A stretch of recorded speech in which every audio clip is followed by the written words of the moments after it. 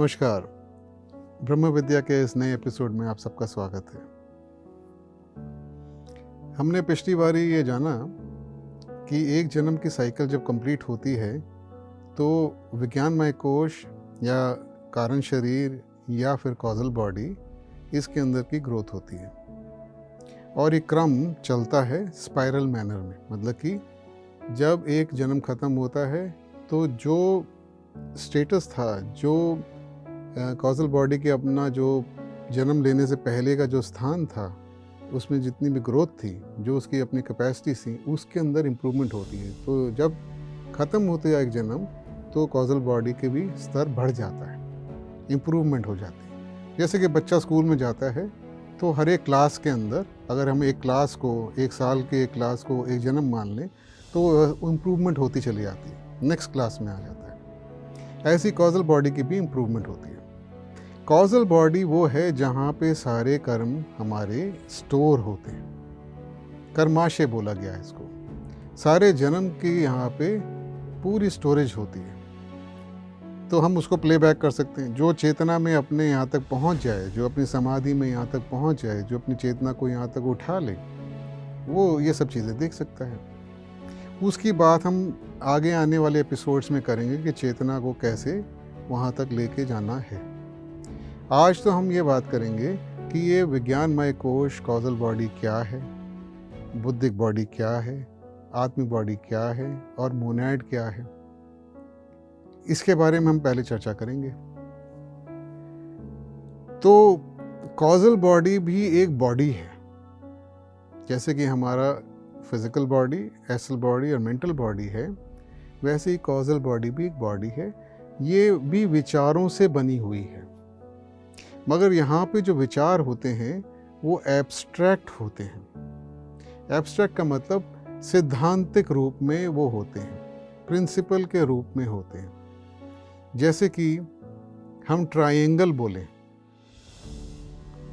अब ये ट्रायंगल जो शब्द है, ये इसमें क्या होता है, हमने एक कोई पर्टिकुलर ट्रायंगल नहीं बोला, हमने ट्रायंगल बोला। ट्रायंगल का मतलब हुआ कि जिसकी तीन साइड, ऐसा फिगर जिसकी तीन साइड हैं, तीन एंगल हैं और वो तीनों एंगल 180 डिग्री जब हम जोड़ेंगे तो वो बनते हैं, तो हम इसको कहते हैं ट्रायंगल। तो एक शब्द, एक कॉन्सेप्ट आराम से बताया जा सकता है, इसे हम कहते हैं simplest abstract thought, abstract idea, abstract विचार। तो ये जो कॉजल बॉडी है, इसके अंदर यहाँ पे एब्स्ट्रैक्ट रूप के अंदर जो हैं विचार चलते हैं, ये उनसे बनी हुई है। यहाँ कार्य भी वहीं पे एब्स्ट्रैक्ट थॉट से ही होता है। हम फिजिकल बॉडी में तो अपने शरीर से कार्य करते हैं, चीज़ों को हिलाते हैं, हम अपने इम्प्रेशंस लेते हैं और फिर हम अपने, तो जैसे हमारे जो सेंस ऑर्गन्स हैं वो हमारे को ज्ञान इंद्रियाँ जो हमारे को ज्ञान देती हैं, हमारे को सेंस मिलती हैं, फिर हम कुछ एक्शन करते हैं। फिजिकल प्लेन पे तो हमें क्लियर दिखाई देता है। एस्ट्रल में इमोशंस होते हैं, वहाँ पे इमोशनल चीज़ें चलती हैं। लोअर मेंटल या जिसको हमने मेंटल कहा है, वहाँ पे जो विचार होते हैं वो होते हैं कॉन्क्रीट, पर्टिकुलर, जिनके अंदर रूप होता है। तो जब मैं कहूँ कि मेरा मोबाइल, तो जो मेरा मोबाइल है उसका एक अलग से शेप होगी, उसका एक डिज़ाइन होगा, उसका एक ब्रांड होगा, जो भी होगा, वो एक पर्टिकुलर मोबाइल है, वो किसी और के पास नहीं है, वो एक ही मोबाइल है जो मेरे पास है, वो मेरा मोबाइल है।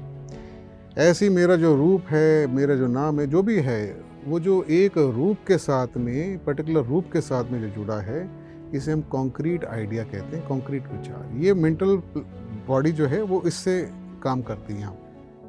इसलिए हमारी एनालिटिकल थिंकिंग जो है, जो हम एनालिसिस करते हैं, जो हमारे पास अलग अलग जो हम विचारों को आगे पीछे करते हैं, जो हमारी मेमोरी होती है, वो सब जो है वो कंक्रीट लेवल पे चलती है। मगर ये इसमें चेंज आ जाता है जब हम कॉजल प्लेन पे, कॉजल वर्ल्ड के अंदर उस विज्ञानमय कोश की दुनिया में जब आते हैं, तो वहाँ पे हम एब्स्ट्रैक्ट थॉट्स के अंदर काम कर रहे होते हैं। वहाँ पे जो चेतना होती है वो ना तो फिज़िकली उस शरीर को काम करवा सकती है, ना इमोशनली और ना कॉन्क्रीट रूप के विचारों के अंदर। अरूप विचार जो हैं वहाँ चलते हैं, जिनको हम एब्स्ट्रैक्ट थॉट्स कहते हैं। इसलिए बहुत तेज़ी से चीज़ें जो हैं एक दूसरे को समझ में आती हैं। जैसे मैंने कहा ना ट्रायंगल, तो ट्रायंगल मुझे भी समझ में आता है, ट्रायंगल दूसरे को भी समझ में आता है। अगर मैं मान लीजिए अभी मैं अपने कॉजल बॉडी में हूँ, ये कॉजल बॉडी है और एक दूसरे की कॉजल बॉडी है, जैसे मैंने ट्रायंगल बोला दूसरे को समझ में आ गया कि ट्रायंगल के कॉन्सेप्ट की बात हो रही है। ऐसी कर्म का सिद्धांत, जितने सिद्धांत हैं इस तरीके से, वो सब एब्स्ट्रैक्ट आइडियाज़ हैं। इन्हीं आइडियाज़ का आदान प्रदान उस हम कहेंगे दुनिया में होता है। तो कॉजल बॉडी के अंदर जो है ये जो ग्रोथ हुई है, इस ग्रोथ से वो कॉजल बॉडी को एक ऐसा फिर टाइम आता है जब कॉजल बॉडी के अंदर अब ये सवाल उठने चालू होते हैं कि दुनिया क्या है, ये सब जो चल रहा है वो क्या है। तो ये जो कॉन्सेप्ट्स हैं ये धीरे धीरे डेवलप होने चालू होते हैं। और नीचे जो पर्सनालिटी है, जो उसने जन्म लिया है, जिसको उसने जन्म दिया है, जो उसने शरीर धारण करे हैं, उनके अंदर ये रिफ्लेक्ट होती है। वो फिर जो है वो व्यक्ति इन चीज़ों पे विचार करना चालू करता है और फिर वो सीकर बनता है, वो ढूंढना चालू करता है कि दुनिया में मकसद क्या है, ये सब क्या चीज़ें चल रही हैं, हम क्यों पैदा हुए, हम कौन हैं, ये क्या है, ये ब्रह्मांड क्या है। ये सब बातें फिर धीरे धीरे आनी चालू होती हैं। विवेक की जागृति अब चालू होने का समय आ गया है। तो कॉजल बॉडी बेसिकली इतनी है। दूसरी जो बात हमें समझनी है, कॉजल बॉडी साथ साथ उसके एक और बॉडी जुड़ी हुई है, वो है बुद्धिक बॉडी, आनंदमय कोश। आनंदमय कोश या बुद्धिक बॉडी उससे और सूक्ष्म पदार्थ से बनी हुई है। अब ये विचारों के जगत से ऊपर चले गए हैं, आगे चले गए हैं। अब हम विचार के जगत को छोड़ चुके हैं।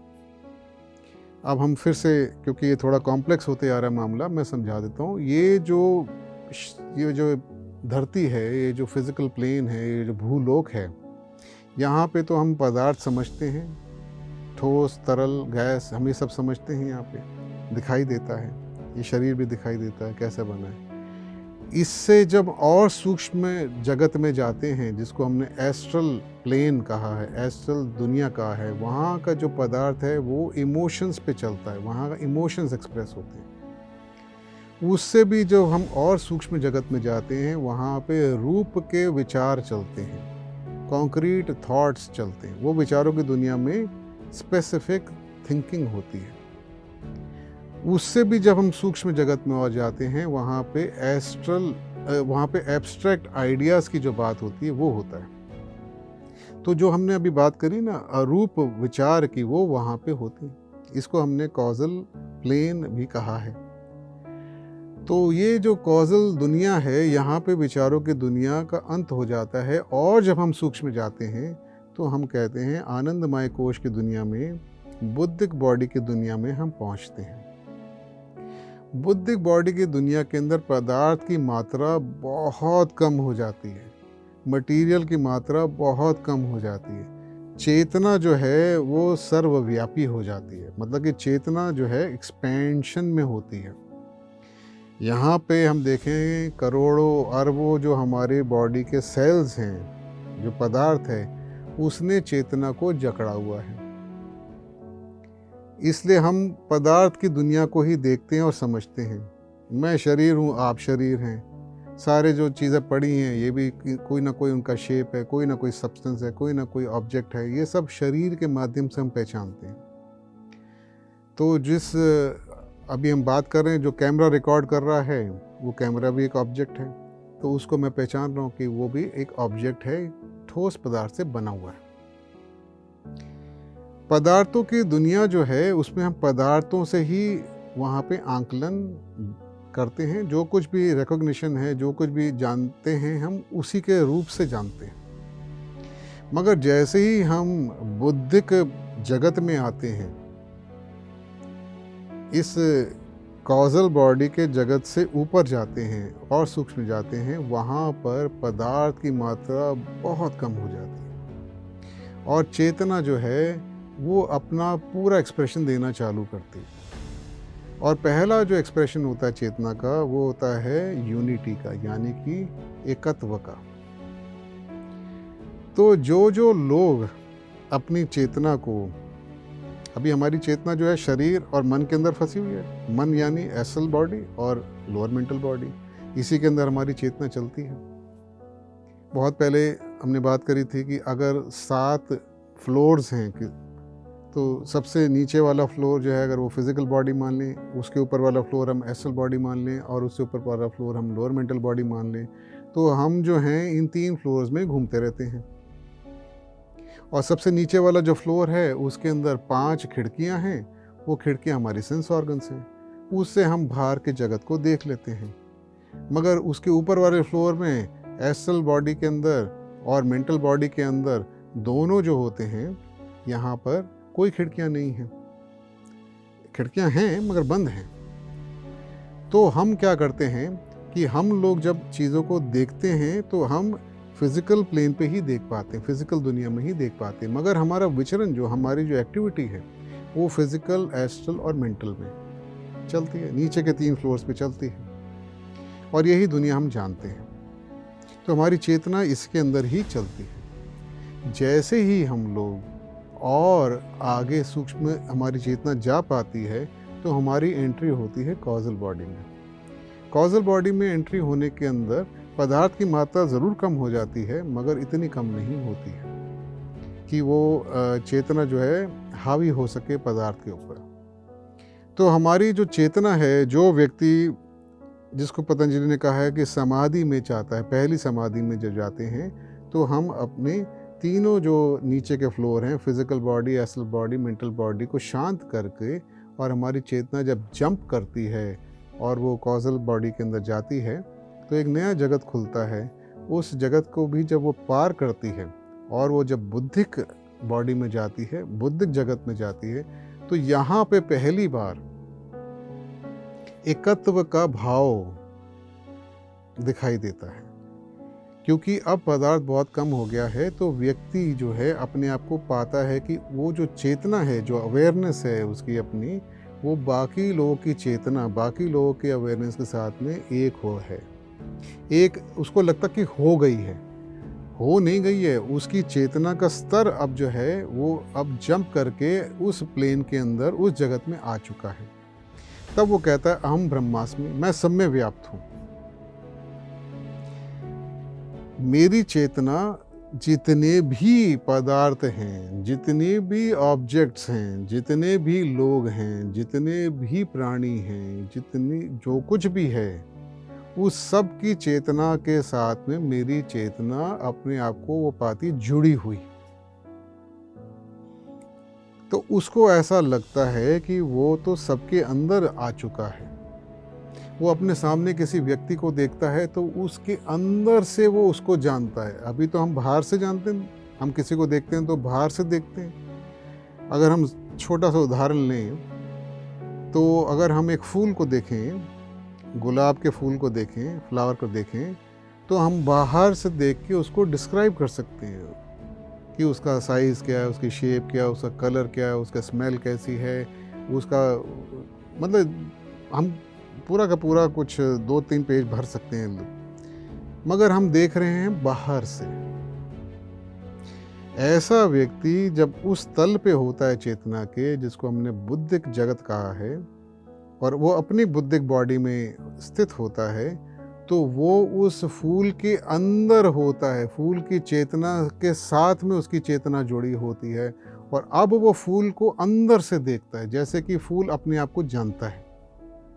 तो जब मैं किसी ऐसे व्यक्ति को मैं अपनी बुद्धिक बॉडी में हूँ, मेरी चेतना वहाँ पे है, मेरे सामने जो भी व्यक्ति होगा, मैं उसको जब उस पर फोकस करूँगा तो मैं उसको अंदर से जानूंगा। मैं वैसा हो जाऊंगा जैसे कि वो अपने आप को जानता है।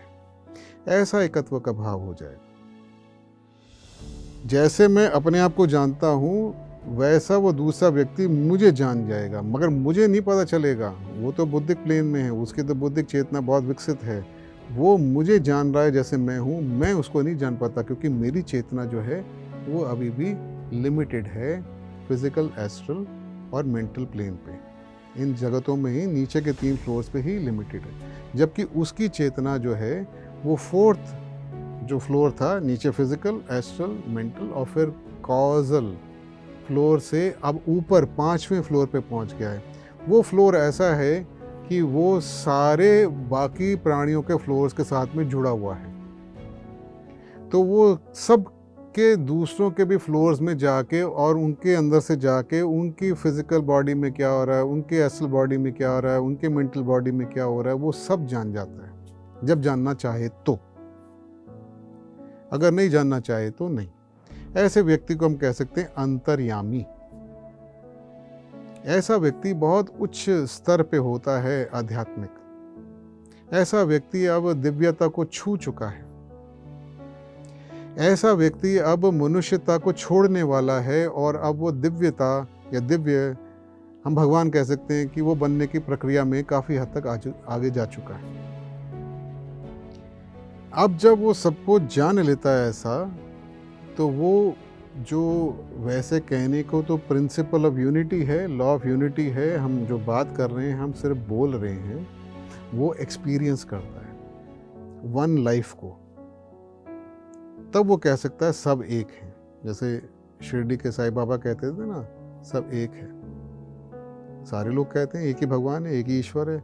वो एक ही चेतना है, एक ही यूनिवर्सल लाइफ है, एक ही यूनिवर्सल कॉन्शियसनेस है। उस एकत्व के अंदर वो पहुंच जाता है तो उसको यूनिटी दिखाई देती है। अब यूनिटी के फीचर क्या हैं, जब उसकी लाइफ में रिफ्लेक्ट क्या होंगे? एक आदमी जो अपनी चेतना दूसरों की चेतना में पाता है, अपने आप को एक पाता है बाकियों के साथ में, तो क्या वो हिंसा करेगा? क्या वो झूठ बोलेगा? किसको झूठ बोलेगा? वही है सामने, वो किसको झूठ बोलेगा? किसको धोखा देगा? किसके साथ छल कपट करेगा? किसका छीना झपटी करेगा? वो तो जान गया मैं शरीर भी नहीं हूं, मैं मन भी नहीं हूं, मैं सबके साथ एक हूं। तो ऐसा व्यक्ति जिसको हम कहेंगे कि स्पिरिचुअली अब इनलाइटनमेंट के ऑलमोस्ट नज़दीक आ चुका है, वो व्यक्ति एकदम शांत स्वभाव का, पीसफुल, लविंग, उसके अंदर से जो है कंपैशन फ्लो कर रहा होगा। हम जैसे कंपैशन कहते हैं, सिंपैथी कहते हैं, वो सब वननेस के ही फीचर्स हैं जो रिफ्लेक्ट होते हैं एक्सप्रेशन से। इसीलिए जो महापुरुष जब आते हैं तो हमें जो एथिक्स बताते हैं, लॉज बताते हैं, नियम बताते हैं जीने के, वो कहते हैं भाई सबके साथ भाईचारा बना के रखो, हिंसा मत करो, झूठ मत बोलो, धोखा मत दो, चोरी मत करो। क्यों? एक तो कारण बहुत सिंपल है कि आप ये करोगे तो जो प्रकृति का नियम है उसके अनुसार आपको वापस वही मिलेगा। मगर एक और उससे बड़ा नियम है एकत्व का, यूनिटी का। वो नियम कहता है कि आप एक दूसरे के भाई बहन हो, कहने को भाई बहन हो, सब एक हो। जैसे एक शरीर के हम हिस्से हैं, तो क्या एक उंगली दूसरे उंगली को मारेगी? जब मैं जान जाऊं कि मैं एक शरीर का हिस्सा हूं और मैं ही शरीर हूं, मैं ही शरीर का हिस्सा हूं, तो क्या मैं अपने ही दूसरे को हिस्से को मारूंगा, काटूंगा? क्या उसके साथ धोखाधड़ी करूंगा? तो ये जो लॉ ऑफ यूनिटी है, इसको रियलाइज करने के लिए एक्टिवली चेतना को काफ़ी ऊंचे स्तर पे जाना पड़ता है। और ऐसा व्यक्ति पाता है इसको जब वो बुद्धिक जगत के अंदर पहुंच जाता है। तो बुद्धिक बॉडी जो है उसके अंदर पदार्थ बहुत कम होता है और रियल स्पिरिचुअलिटी यहाँ से स्टार्ट होती है। स्पिरिचुअल और मटीरियलिज्म जो दो हिस्से हैं, दो पलड़े हैं, दो अलग अलग ऑपोजिट की तरह मानते हैं हम उसको। तो स्पिरिचुअल का मतलब हो गया जहाँ स्पिरिट, कॉन्शियसनेस ज़्यादा है, वही है। और मटीरियलिज्म जहाँ मटीरियल ज़्यादा है, स्पिरिट ऑलमोस्ट ना के बराबर। यहाँ पे स्पिरिचुअलिटी स्टार्ट होती है, यहाँ मटीरियल ऑलमोस्ट ख़त्म हो चुका होता है, ऐसे स्तर पर। इससे भी जब हम आगे जाते हैं और सूक्ष्म जगत में जाते हैं, उसको कहा है हमने थियोसॉफी में आत्मिक बॉडी या आत्मिक जगत। वेदांत में तो यहीं ख़त्म कर देते हैं, वो कहते हैं भाई यहाँ से ऊपर आत्मा है। मगर थियोसॉफी में और डिटेल में इसको बताया है, वो कहते हैं यहाँ पे भी एक शरीर है जिसका सिर्फ एक एटम है, शरीर एक एटम से बना है, सिर्फ इतना कम पदार्थ रह गया। तो वो वहाँ पे आत्मिक जो जगत है, वहाँ पे अभी तक तो अहम ब्रह्मास्मि था कि मैं हूँ और मैं सब में व्याप्त हूँ। जैसे कि कृष्णमूर्ति ने एक्सपीरियंस को बताया जय कृष्णमूर्ति में, तो उन्होंने एक चिट्ठी लिखी एनी बेसेंट को, और उन्होंने लिखा कि भाई जब वो उनका एक्सपीरियंस हुआ अपनी मेडिटेशन में, तो वो जहाँ बैठे थे उनके सामने दूर थोड़ा एक सड़क थी और उस पर गाड़ी जा रही थी। तो कहते हैं सड़क भी मैं हूँ, जो गाड़ी जा रही है वो भी मैं हूँ, जो उसमें जो टायर हैं वो भी मैं हूँ। फिर साथ में एक खेत था, वो कैलिफोर्निया में थे और एक ओहाई वैली है वहाँ पे थे, और वहाँ पे एक पेड़ के नीचे, पेपर ट्री के नीचे वो बैठे होते। उधर ही एक थोड़ा सा कोई एक किसान टाइप का आदमी था जो कि फसल काट रहा था। तो वो कहते हैं वो किसान भी मैं हूँ, जो फसल काट रहा है वो भी मैं हूँ, जिससे काट रहा है वो भी मैं हूँ। अब ये है अहम ब्रह्मास्मि, मैं सब में व्याप्त हो गया, पर मैं अभी भी जानता हूँ कि मैं हूँ। जब आत्मिक जगत में जाते हैं और सूक्ष्म जगत में जाते हैं, बुद्धिक बॉडी से और ऊपर जाते हैं, तो ऐसा व्यक्ति जो है वो कहता है सब कुछ तुम ही हो, आप ही हो। कौन? ईश्वर ही है, वही यूनिवर्सल लाइफ है, लाइफ ही है, वो और कोई शब्द नहीं है, तत्व तुम ही हो। तुम जो भी समझ लिया, यूनिवर्सल लाइफ जो है वही सब कुछ है, मैं भी कुछ नहीं हूँ। मैं का जो भाव था अभी भी अहम ब्रह्मास्मि में, वो भी डिसॉल्व हो जाता है और न्यूनतम हो जाता है। अब सब कुछ जो है वो ईश्वर ही है,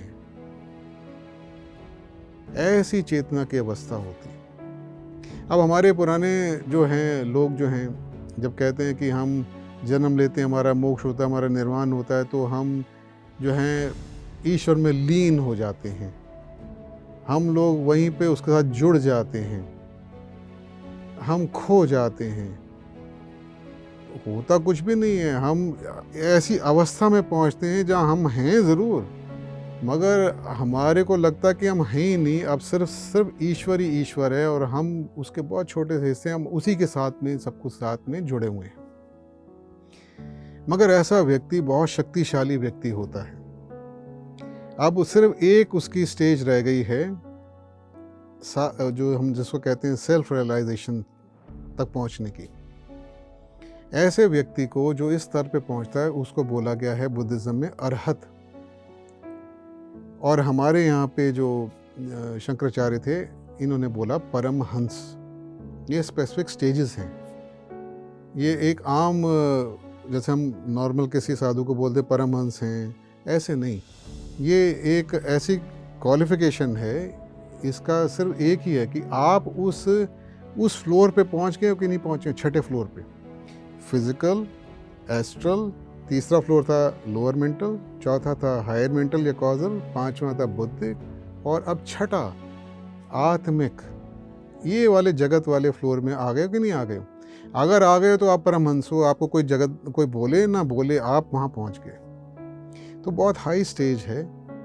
कोई अपनी व्यक्तित्व को, अपनी पर्सनैलिटी को ऐसे खोता नहीं है, वो बहुत, अब वो दिव्य हो गए, भगवान के तुल्य हो गए, बराबर हो गया।